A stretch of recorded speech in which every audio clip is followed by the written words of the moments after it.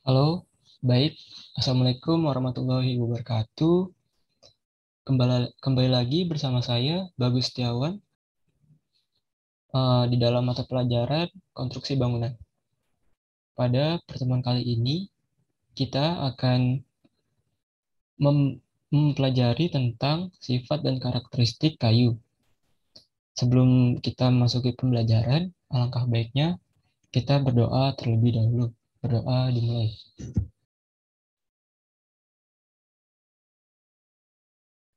Baik, berdoa selesai.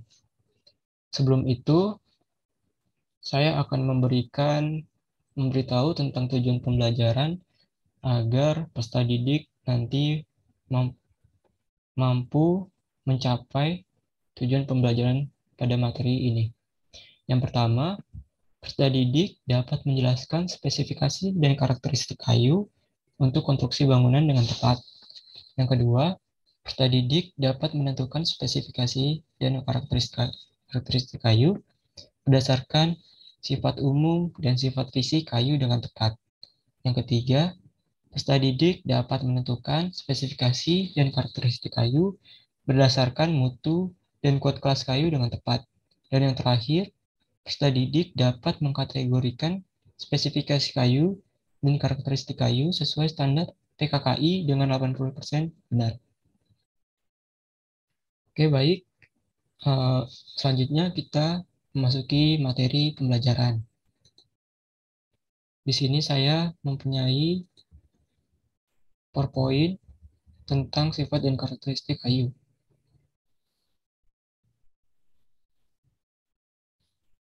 Nah, jadi pengertian dari kayu sendiri ialah suatu bahan yang diperoleh dari hasil pemungutan pohon-pohon di hutan yang merupakan bagian dari pohon tersebut. Nah, setelah itu diperhitungkan bagian-bagian mana yang lebih banyak dimanfaatkan untuk sesuatu tujuan penggunaan, baik berbentuk kayu pertukangan, kayu industri, maupun kayu bakar. Nah, jadi kayu di sini digunakan untuk bangunan yang dimana sebelumnya kayu diambil dari alam dan terlebih dahulu diproses demi penggunaan tersebut. Next. Selanjutnya ada jenis-jenis kayu. Nah, perbedaan susunan sel-sel inilah yang menyebabkan perbedaan sifat-sifat dari berbagai jenis. Berikut adalah sel-sel dari bagian dalam kayu. Nah, di situ ada yang pertama kulit luar atau outer bark yang merupakan kulit mati, kering, dan berfungsi sebagai pelindung bagian dalam kayu. Yang kedua ada kulit dalam atau bast, kulit hidup yang berfungsi mengangkut bahan makanan dari daun ke bagian lain. Selanjutnya yang ketiga ada cambium yang berada di sebelah dalam kulit dalam berupa lapisan sangat tipis, tebalnya hanya berukuran mikroskopik. Bagian inilah yang memproduksi sel-sel kulit dan sel-sel kayu.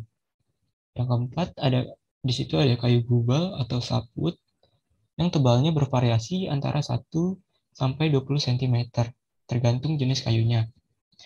Warnanya itu keputih-putihan dan berfungsi sebagai pengaut air dari tanah ke daun.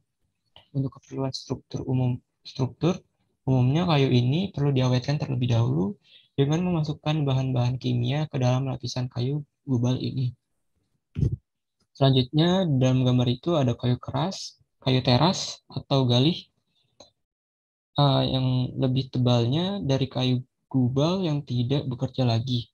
Kayu teras ini terjadi dari perubahan kayu gubal secara perlahan-lahan. Kayu teras ini merupakan bagian utama pada struktur kayu yang biasanya lebih awet atau terhadap serangan serangga, bubuk, dan juga jamur daripada kayu ini atau kayu gubal. Dan yang terakhir, di situ ada jari-jari teras atau race, nama lainnya, yang menghubungkan berbagai bagian dari pohon untuk penyimpanan dan peralihan bahan makanan. Selanjutnya, di sini ada pengenalan sifat-sifat kayu. Kayu berasal dari berbagai jenis pohon yang memiliki sifat-sifat yang berbeda. Bahkan dalam satu pohon, kayu mempunyai sifat yang berbeda-beda.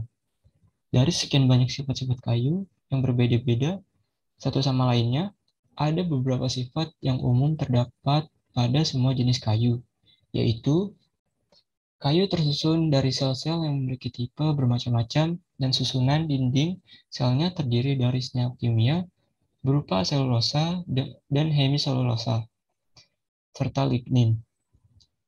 Semua kayu bersifat anisotropik, yaitu memperlihatkan sifat-sifat yang berlainan jika diuji menurut 3 arah utamanya, yaitu longitudinal, radial, dan tangensial. Selanjutnya, kayu merupakan bahan yang bersifat higroskopis, yaitu dapat menyerap atau melepaskan kadar air sebagai akibat perubahan kelembaban dan suhu udara di sekelilingnya. Yang terakhir, kayu dapat diserang oleh hama dan penyakit dan dapat terbakar terutama dalam keadaan kering.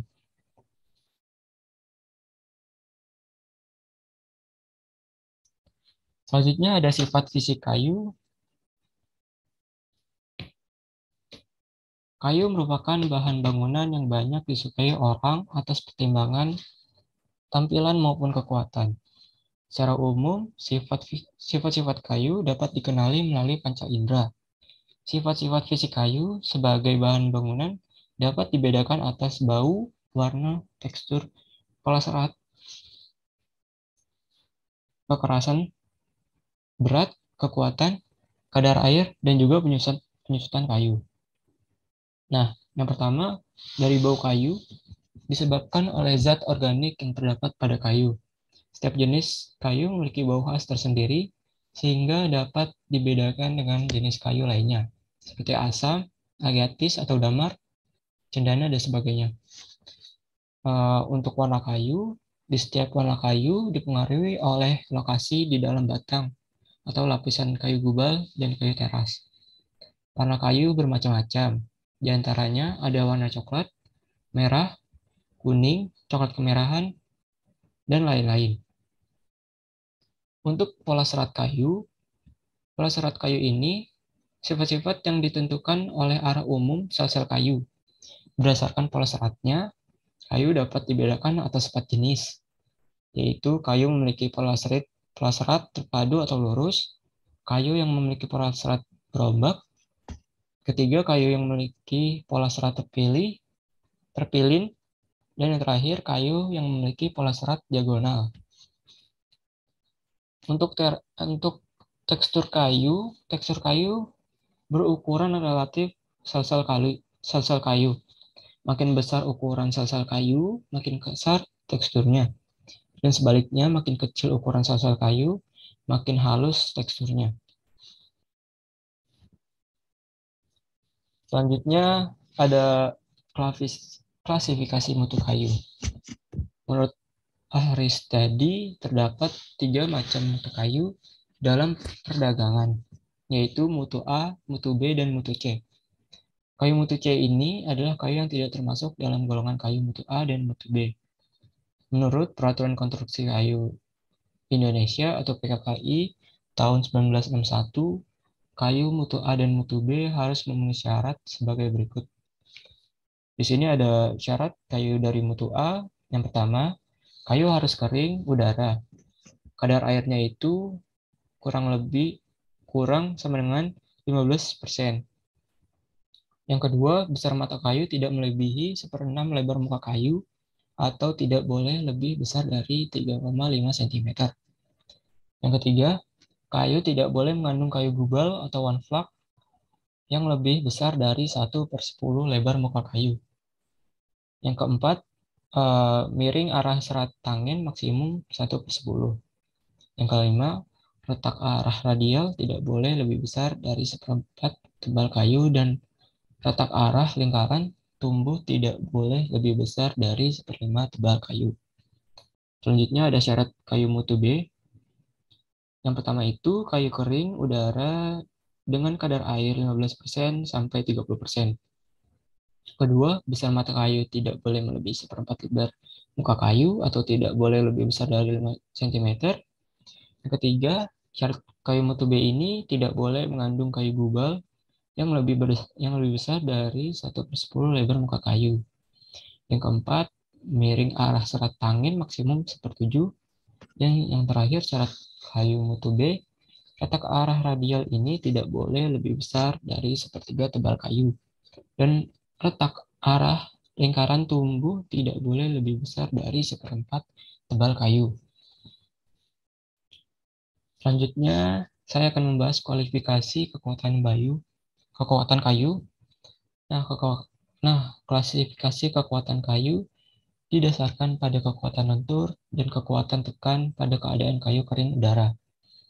Klasifikasi kayu di Indonesia ini menurut Peraturan Konstruksi Kayu Indonesia atau PKKI tahun 1961 digolongkan ke dalam 5 kelas kuat, yaitu ada kelas kuat 1, kelas kuat 2, kelas kuat 3, kelas kuat 4, dan yang terakhir kelas kuat 5. Besar tegangannya dan berat jenis masing-masingnya kelas kuat kayu berikut adalah tabel dari kelas kuat, tegangan lentur kuat, tegangan tekan, maupun berat jenis. Kelas kuat 1, tegangan lentur kuat mutlaknya yaitu lebih dari 1100 kg per cm kubik, dan tekanan mutlaknya lebih dari 650 kg per cm kubik, dan juga berat jenisnya yaitu lebih dari 0,90. Untuk kelas kuat 2, tegangan lentur kuat mutlaknya 1100 sampai 725 kg per cm kubik. Tegangan tekan mutlaknya 650 sampai 425 kg per cm kubik. Untuk berat jenisnya 0,90 sampai 0,60. Untuk kelas kuat kayu 3, tegangan lentur kuat mutlaknya 725 sampai 500. Tegangan tekan mutlaknya 425 sampai 300 kg per cm kubik, dan berat jenisnya 0,60 sampai 0,40. Kelas kuat 4, tegangan lentur kuat mutlaknya itu 500 sampai 360 kg per cm kubik, dan tegangan tekan mutlaknya 300 sampai 215 kg per cm kubik, dan berat jenisnya 0,40 sampai 0,30. Dan yang terakhir, kelas kuat 5, tegangan lentur kuat mutlaknya kurang dari 360 kg per cm kubik, tekanan mutlaknya kurang dari 215 kg per cm kubik, dan berat jenisnya kurang dari 0,30. Nah, baik. Selanjutnya, penggunaan kayu pada bangunan. Penggunaan kayu pada bangunan ini sendiri pada bangunan dikelompokkan berdasarkan fungsi konstruksi. Menurut PPPGT atau VEDC Malang 1999, penggunaan kayu pada bangunan dibagi dalam 3 golongan, yaitu yang pertama kayu bangunan struktural. Kayu ini digunakan untuk struktur bangunan di mana dalam penggunaannya memerlukan perhitungan beban. Yang kedua, kayu bangunan non-struktural. Kayu ini digunakan untuk bagian bangunan yang tidak memerlukan perhitungan beban. Dan yang terakhir, kayu bangunan untuk keperluan lain. Kayu ini tidak termasuk kedua golongan tersebut atau di atas tersebut, tetapi digunakan sebagai bahan bangunan pendukung ataupun bangunan sementara.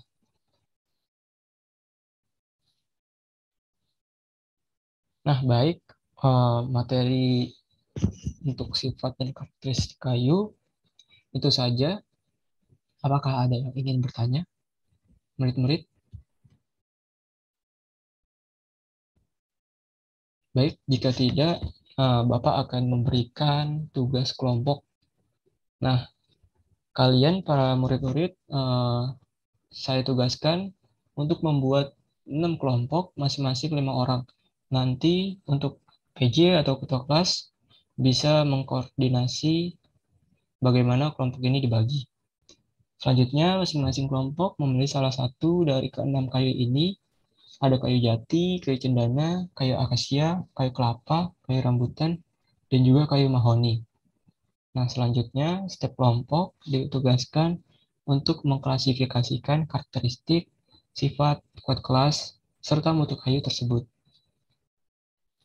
Nah, di sini ada yang ingin ditanyakan atau tidak mengenai tugas kelompok pada pertemuan kali ini. Jika ada yang ingin ditanyakan, silahkan.